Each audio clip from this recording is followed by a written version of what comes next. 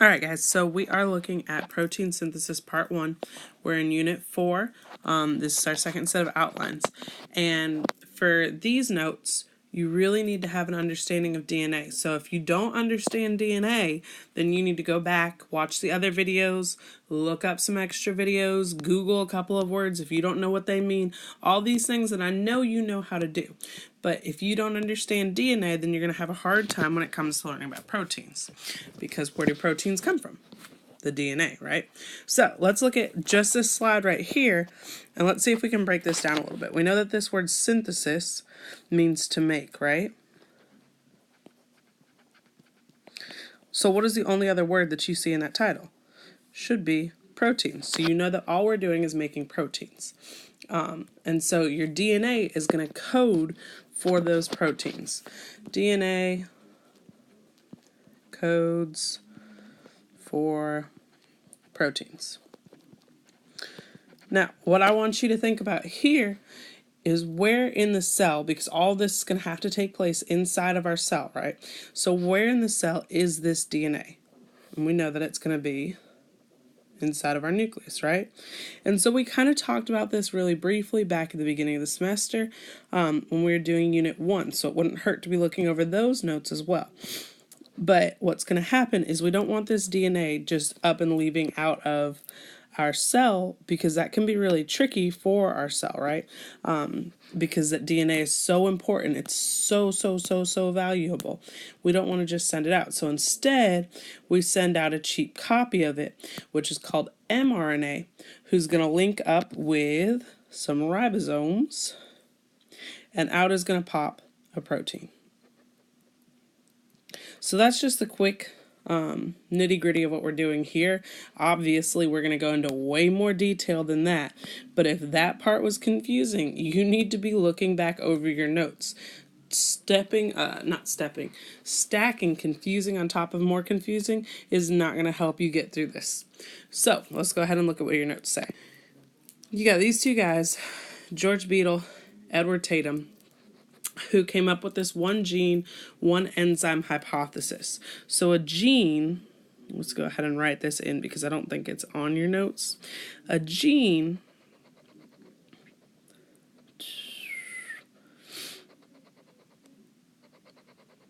so do you guys know what that is? I'll give you a second to think about it. I'll give you a hint. It's DNA. It's DNA in the shape of an X. This is going to be a chromosome. I'm out of room, so you're just going to have to look that up. You know what a chromosome is. You know we talked about chromosomes, we talked about chromatids. This is just a matter of whether or not you've been studying. So on that chromosome, though, one individual, whoa, that is really ugly. Let's see if we can do better than that.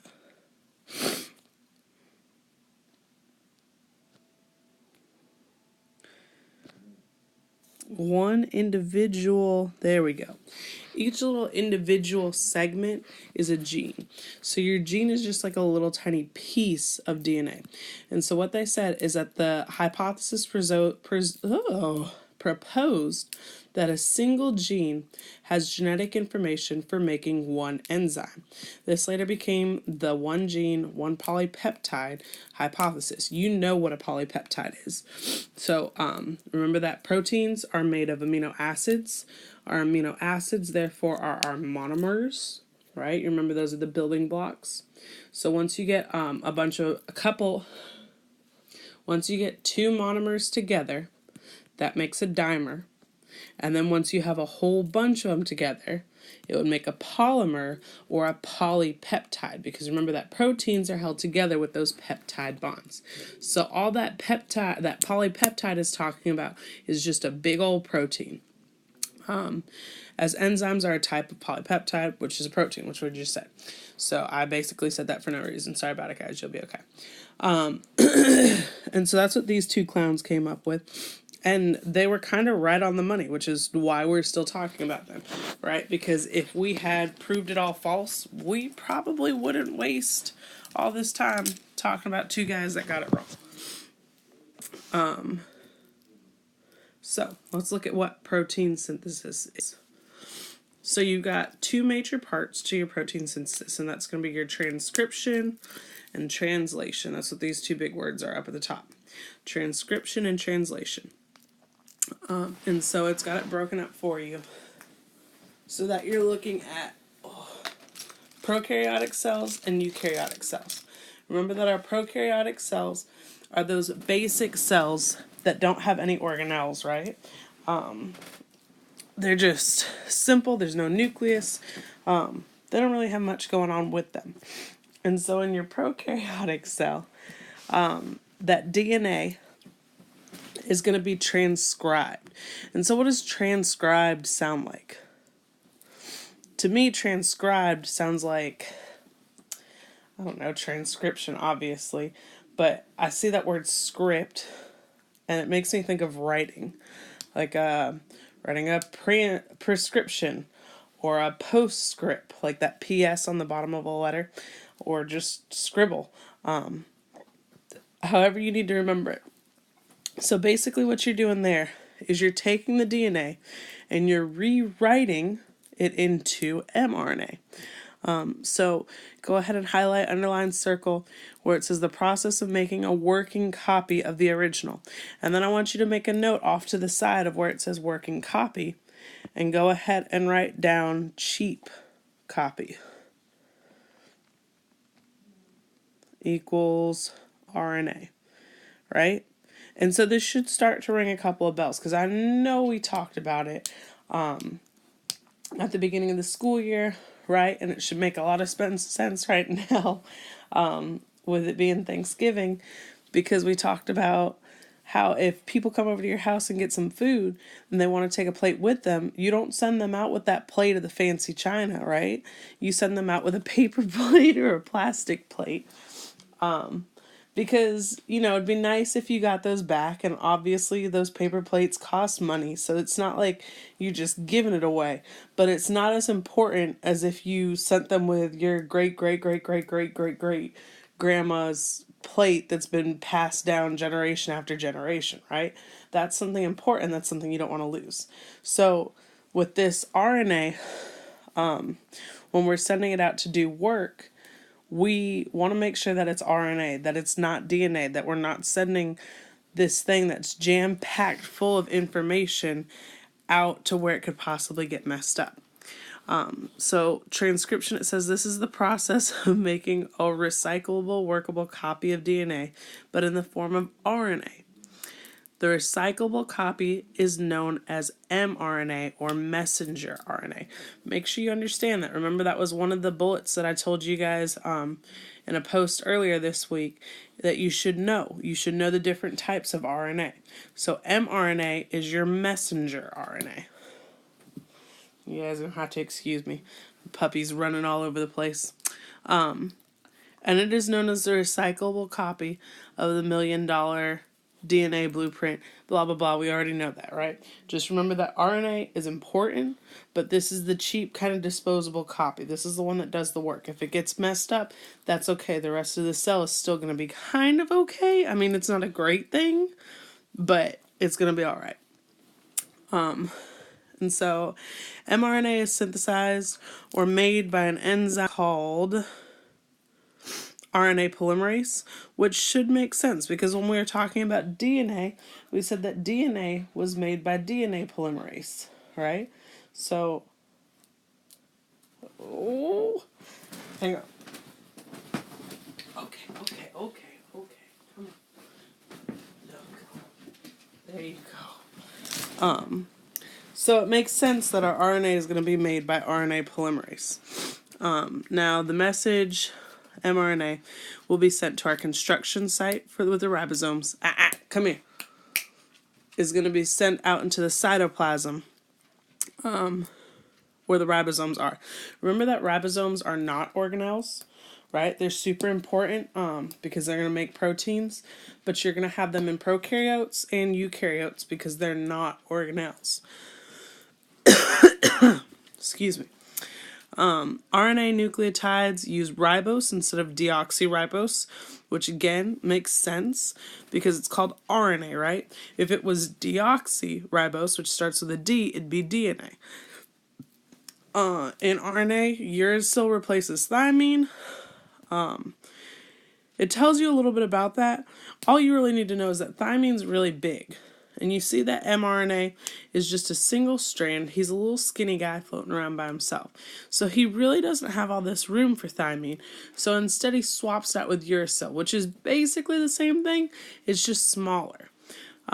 So RNA has uracil and it's single stranded. So those two things are really big pointers that you guys need to be watching out for. Is because I know these tests are tricky. I know these questions are tricky.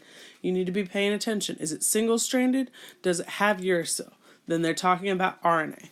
Is it double-stranded? Then you know they're talking about DNA. Does it have thymine? You know they're talking about DNA. Those are things you guys need to be paying attention to.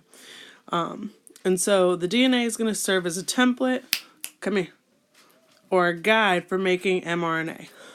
You still use Chargaff's rule, which I'm seeing that we still are struggling with. A equals U, C equals G. So you've got 4 of those. A, come on, pen. A equals U, C equals G. So what you can do, if it's easier to help you remember, is A plus U plus C plus G equals 100, right? So if I know that A is 25, 25 has to equal 25. Together, those are going to equal 50. Well, 50 plus 2 numbers has to equal 100. So I know that now I could subtract this 50 from here, and that leaves me with 50 left over. So letter plus letter, C plus G, equals 50. So half of 50 we know is 25. They'd all be equal to 25. Some of you really need to practice with that because we're still not getting it, and you're going to be seeing a whole lot of that. It's going to keep on repeating itself. So that's something you need to be paying attention to. Let's see.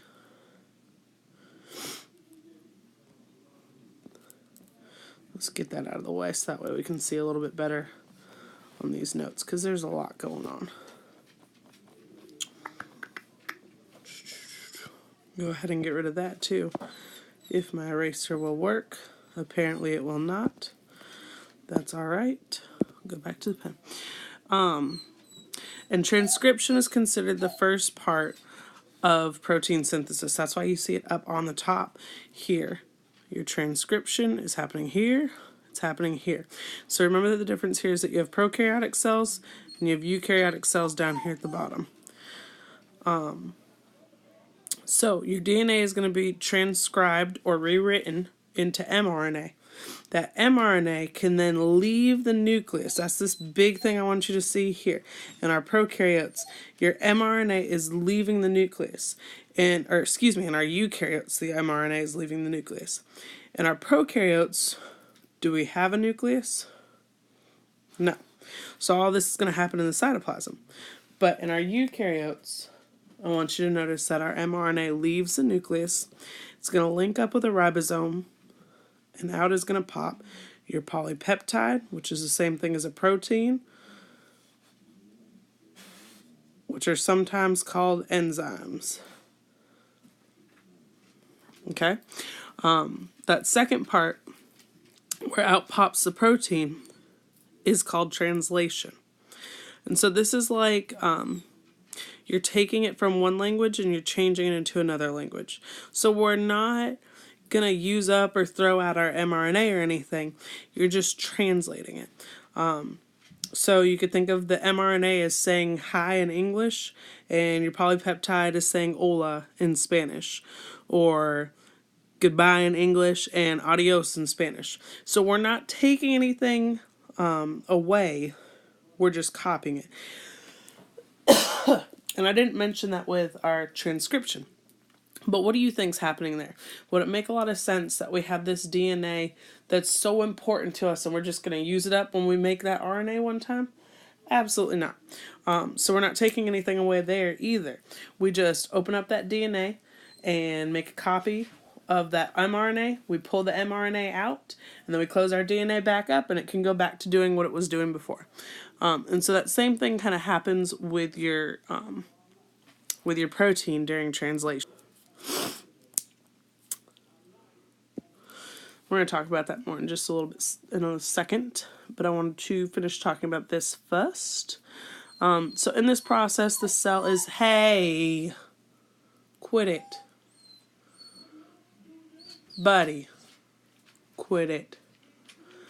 So in translation, the cell is turning nucleotide language into amino acids. And so all those nucleotide language, all that's talking about are your base pairs. So your adenine, thymine, guanine, cytosine are being turned into adenine, uracil, cytosine, or guanine when they became RNA. And then in order to turn it into amino acid language, we are going to start looking at what's called a codon. And all a codon is taking 3 base pairs, so 3 letters, and that's going to code for a specific protein. So they made that one really easy, right? Codon, code, that makes a lot of sense. But so amino acids are the building blocks of proteins. We talked about that. This process occurs at the ribosome. We talked about that. The ribosome has a nickname, the translator, which makes sense, right? Because it's going to read what's on that mRNA and it's going to translate it into a polypeptide or a protein. Same thing. And your cytoplasm is considered the construction site, since that's where the cell is building a protein. Translation is considered the second part of protein synthesis. So we just hit the 2 parts. Let's move on down. Your codon, go ahead and make a note that your codon is going to be on the mRNA, right? That's where we're getting these 3 letters from. So let's look at that. We've got our DNA. Pretend this is a giant strand. You'll be okay. And so what happened first was we had transcription, right? Which is where that mRNA came in and it copied down everything that your DNA had on it. And we call that transcription.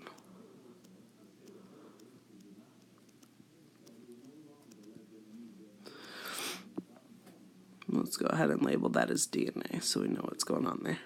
Okay?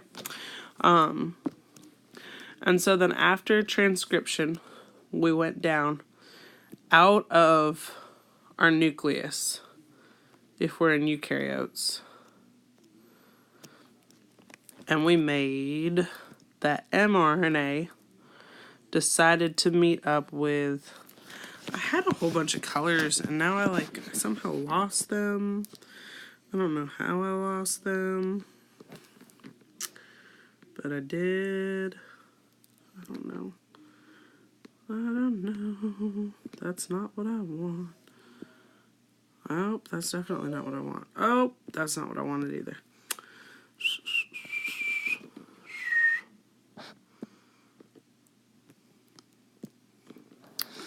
Well, I guess you guys are just going to have to deal with these basic colors. Sorry about it. So, what was I saying? Oh, it came out for translation. And when it came out for translation, it met up with a friendly ribosome. Remember that you have 2 parts to those ribosomes, right? So it's kind of like a little monster is picking him up in his little mouth. And he's going to gobble on that mRNA, but he's not going to break anything. And so while he's gobbling on that mRNA, he's going to poop out this protein. Right? And so the way that he's going to eat it is he's going to eat it in 3 letters at a time. So A, T, C, G, oh, nope, just kidding. A, T, what? Because we're talking about a ribosome, not a ribosome, we're talking about a mRNA. So it's actually going to be A, U, C. And C, G, G, C, G, whatever. And to us, it doesn't really matter what these letters are. To that protein, these letters are super duper important. And so we're going to talk about how to read those letters on the protein when we look at the codon chart in just a minute. And I already posted one of those to you on Edmodo, so make sure you go take a look at it. It's got some practice problems that it would be a really good idea to look those over. But let's see what this next slide has. So we're looking at our DNA versus RNA. What is the difference here? So we know that in both RNA and DNA, you're still going to have A and G, and you're going to still have cytosine, right? And so the difference here is that in RNA, you're going to get that uracil. In DNA, you get that thymine. And so that's why they've got uracil and thymine side by side. If you notice, there's not really that many big differences there, right? Thymine has this guy, and uracil doesn't have that guy. So the big thing to see there is just that that uracil is smaller, because remember that our RNA is going to be a single strand. So he's a little tiny guy, and our DNA is double strand, because he's this big hulking guy full of information. Now it's also important to notice here that DNA is your long-term use, RNA is your short-term use. So after it makes its protein, that RNA is either going to link up with another ribosome and make another one of those proteins, or it's going to be broken down and recycled so that way we can make a new strand of RNA.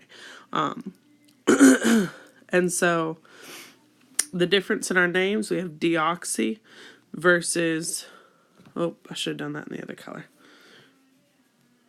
We have deoxy versus just straight ribose. And remember that anytime you see that OSE on the end, that means it's a sugar. That means it's a carbohydrate. And so what you see there is that down here, our ribose has an OH group, whereas our deoxy is missing an OH group there. Otherwise, they are the same exact cell, same exact sugar, excuse me. So those are our big differences between DNA and RNA. Transcription and translation. So can you see the function in the name? Hopefully you can, because I've been sitting here stressing it.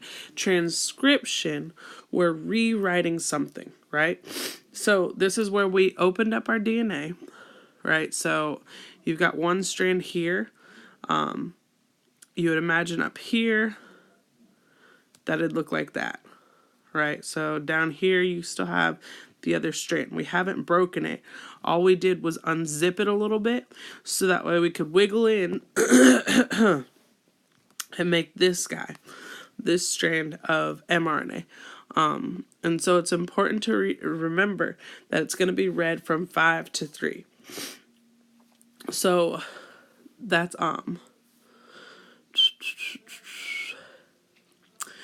and it says that right there under codons. It says the codon must be read from 5' to 3' on the mRNA, because this is how mRNA was made.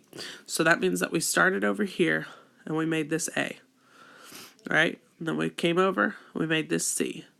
We made this U. We made this C. Made this G, G, U, U. And so what I want you to see there too is that here where you have a T, it doesn't like freak mRNA out or anything. That just tells mRNA to make an A. But where it sees an A, it tells it to make a U. And so again, you're seeing that it's not really that big of a difference in those base pairs. But it was made this way because it's going to follow your DNA template. But when we read mRNA, we're going to read it in a codon from 5' to 3'. So I know that sounds a little bit confusing. I don't really know an easier way for that to make sense. You just need to go ahead and memorize, commit it really well, that it's always going to be 5' to 3'. And so those codons are going to tell it to make a specific amino acid, right? And so you have 20 amino acids. I don't want you to stress out memorizing them or anything. You just really need to be able to recognize them. When you see like TRP or PHE or GLY or SER, that is an amino acid that we're talking about there. All right. Slide 7, Chargraph's rule. Again, you guys need to know this. If you are not understanding it, I am not going to read your little brain.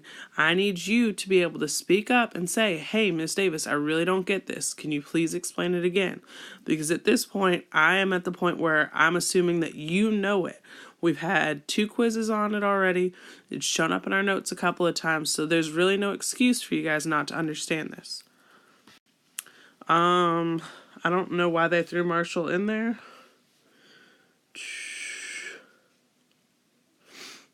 I really have no idea who this guy is, so we're just going to ignore him. The codon chart. You need to go ahead and get familiar with this. Again, do not worry about memorizing it or anything crazy like that, but you need to understand how this works. So what I want you to see is you have a first base, second base, third base. So what this is talking about is that RNA strand that we were talking about a minute ago. So let's say that it coded for UAUC. Oh, that's a G. So GCG. And what's a good one? UAA. So the way this chart works is you need to look over here with your first base. With your second base, you're going to look here. And then with your third base, you're going to come around to the side and look where your third base goes. So let's back that up and try it. So we start off with a U. So we know that we're going to be looking somewhere in this row. The next letter we have is an A. So that means that somewhere along that U that we just drew, we're going to have an A, right? So we see it hits in this box here. Now, the last step is we need to look for this U. So where do we hit all in the same? Right there. So hopefully that kind of makes sense. I guess I need to draw this red one bigger so that way it makes, oh gosh. So that way it makes even more sense. And it still didn't hit it. Oh, there we go. Okay. So they all intersect right there. And so what you could see before I did all that scribbling is that your UAU is going to code for the protein TYR. And we'll talk about what that protein is later. I'm not really stressing you on the names. So let's erase all this junk. That is for some reason not wanting to erase.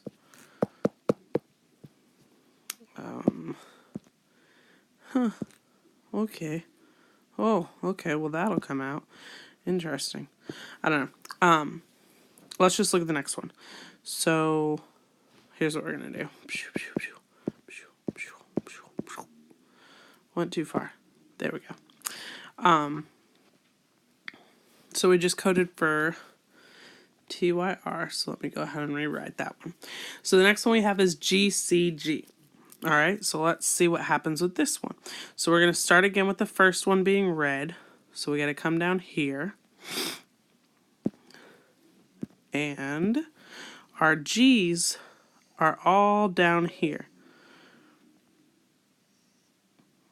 So we know that we're looking in this bottom box. The second letter is a C.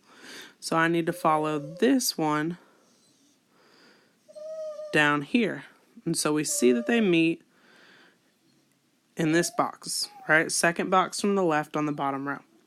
Now our last one we need to do is we need to figure out where in this bottom box we see a G. And so we see it right here. So that tells us that we're coding for alanine, or ALA. So I want you to do that last one on your own. I picked it for a specific reason, so hopefully it shouldn't be too hard for you guys to figure out. But so all these, this is an amino acid. This is an amino acid.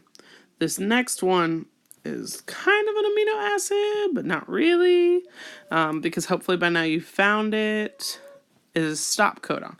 So that tells us to stop adding amino acids to our protein and that we are done. So there would have been some letters that came before this, and altogether they would have made one protein. And so I'm pretty sure that's what your codon chart says. Let's read through it real quick. Contains 20 known amino acids for living organisms. There are 4 essential things you need to know about the genetic code. Your RNA is referred to, the RNA referred to is mRNA, and it has to be read from 5' to 3'. Has to. Each 3-letter codon codes for 1 amino acid. Most amino acids have more than one codon. And you'll notice that if you look at this chart, right? So let's look at LEU. If you look on this chart, I see LEU here, LEU here. That's it. Let's look for SER. So you see SER, SER. You guys are probably better at this than me. But what you'll see if you look at that chart is that every protein or every amino acid shows up a couple of times. Therefore, your genetic code is redundant, but it's not ambiguous. That means it's not just like made up or random.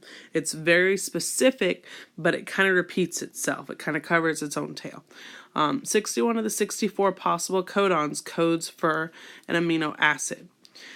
4 refers to the 4 nucleotides possible. So you could have either A, C, U, or G because we're talking about mRNA here. 3 refers to the number of pieces in a unit or in a codon. So remember, you can have 4 bases, but only 3 at a time are going to make up a codon. So that's what you see with that 4 to the power of 3 equals 64. Go ahead and just commit that to memory because you're going to see it again in science. AUG is the start codon.